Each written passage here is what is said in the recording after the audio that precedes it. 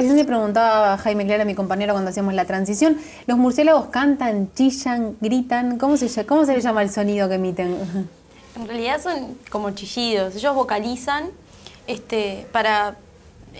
tienen vocalizaciones que son de comunicación social, que son más audibles, y tienen vocalizaciones que son para censar el medio en el que se mueven, que por lo general esas son las de ultrasonido.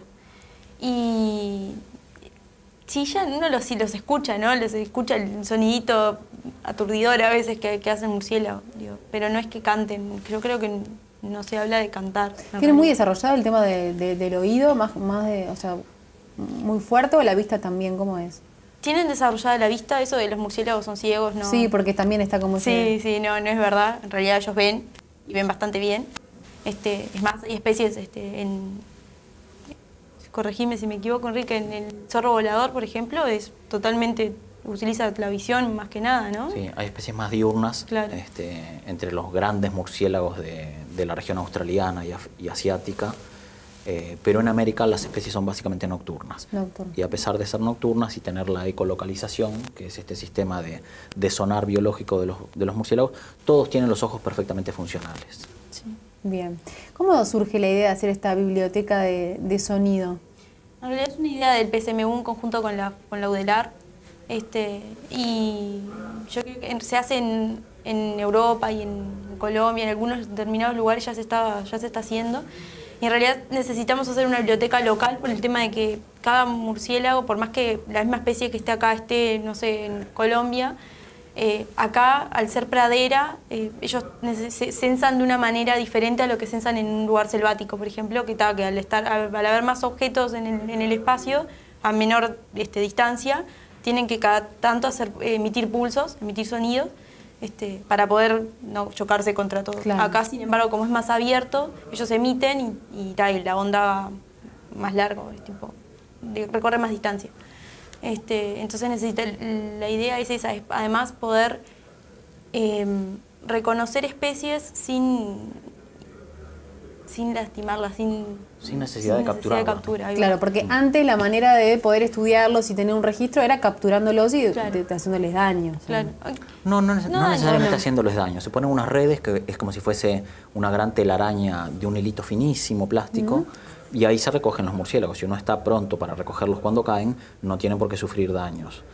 Pero muchas veces los murciélagos, hay especies que vuelan a una altura que es muy difícil capturarlos con redes, porque las redes se ponen normalmente bajo, ¿no? Claro. O en la selva uno las puede subir allá arriba de un árbol, pero acá, que es un ambiente más bien abierto, habría que poner las redes muy, muy alto para conseguir esas especies. Entonces, casi que solamente se las puede conseguir si uno encuentra el refugio, poniéndole la red baja cuando empieza a volar el animal. Pero si no, los murciélagos de vuelo alto es muy difícil de registrarlos por eso. Claro. ¿Cuál es el objetivo y el fin principal de realizar esto y qué permite, ¿no?, una vez que se tienen los registros? La idea es utilizarlo para todo lo que es lo que el animal está haciendo en el ambiente, qué uso le da al ambiente, también para determinar si hay especies nuevas, todo el tema de los parques eólicos, o sea, ver antes de colocar un parque eólico, qué especies de murciélagos están en la vuelta, qué uso le dan al ambiente, si son peligrosas, si están en peligro por el tema de la conservación.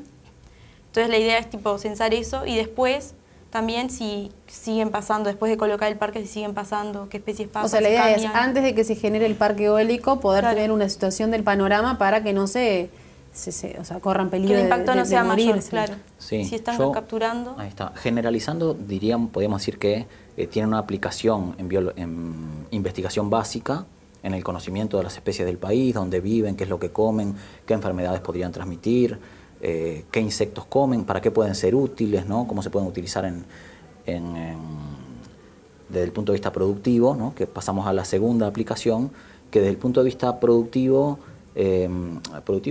aplicado, digamos, la evaluación de impacto ambiental es una de las principales aplicaciones de las técnicas de ultrasonido en el estudio de los murciélagos, ¿no? Y los parques eólicos son uno de los elementos nuevos que afecta a las poblaciones de murciélagos, que se ha visto en otros países, en particular en Europa, que los parques eólicos estaban afectando las poblaciones de determinadas especies de murciélagos que están en peligro de extinción. Claro. A partir de ahí se disparó en el mundo entero, que está teniendo un gran desarrollo la energía eólica, el interés por conocer qué impacto estaban produciendo esos parques en las comunidades locales de murciélagos, con sus peculiaridades y con las especies propias del país.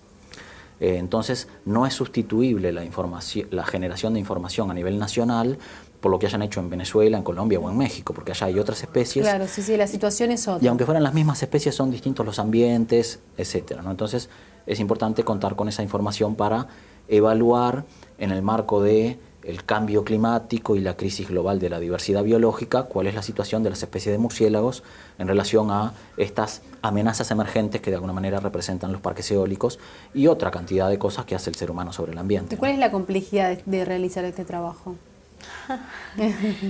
En un principio tenemos que colectar animales para saber, necesitamos tener llamadas de referencia, o sea, llamadas que nosotros conozcamos el ejemplar, entonces sí o sí tenemos que capturar.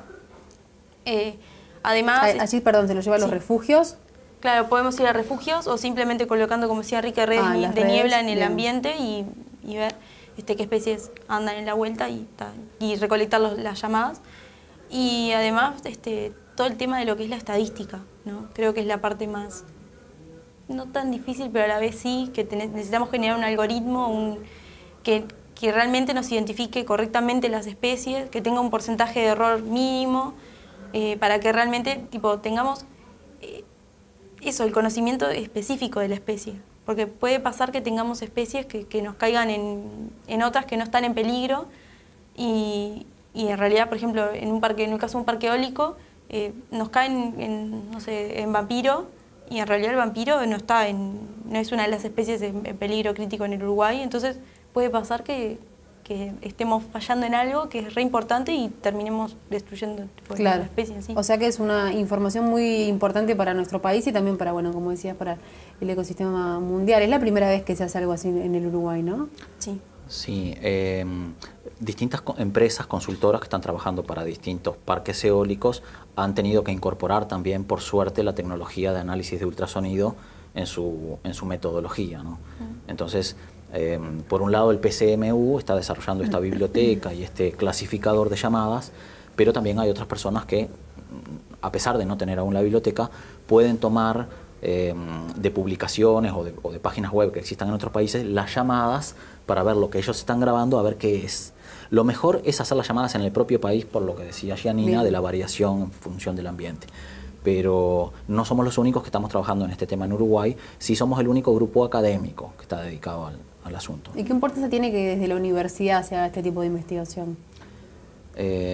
Bueno, yo recalco que no es solamente desde la universidad, sino también desde el Museo Nacional de Historia Natural. Exacto, pero que desde la parte universitaria tengan la oportunidad de tener un trabajo como este. Para de repente ella es joven, estudiante, me imagino que es importante estar haciendo cosas de esta relevancia. Sí. ¿Querés comentar algo? Creo que te dijo. Bueno, yo creo que está la parte aplicable y la parte formativa, ¿no? Gianina está realizando su carrera en biología y todos en el grupo tenemos el deseo de que pueda ella hacer su tesis y que pueda continuar con la profundización de estos temas.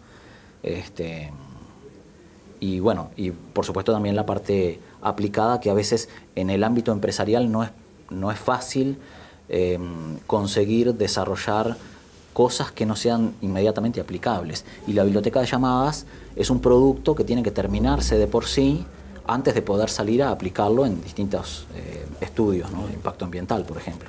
Entonces, el ámbito académico ofrece ciertas facilidades que a veces el ámbito empresarial no las tiene. ¿Cuándo se estima que va a llevar este trabajo?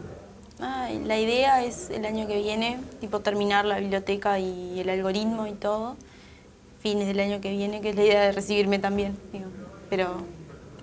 Yo diría que va a llevar el tiempo que los murciélagos decidan, porque ¿qué pasa? Tenemos que capturar todas las especies de murciélagos del Uruguay. Y hay especies de murciélagos en el país que han sido capturadas una sola vez en la historia. Entonces nosotros... O sea que Gianina es muy optimista. Yo soy bueno, puede ocurrir que de las 23 especies consigamos 22 o 21. Y la figurita difícil nos quede para el día que aparezca el murciélago, ¿no? O tal vez hay que irse hasta Misiones, en Argentina, que allá puede ser más frecuente, una especie que acá es rarísima, y conseguir un murciélago, aunque no sea exactamente de Uruguay, que sea de lo más parecido de repente a lo que tenemos. Claro.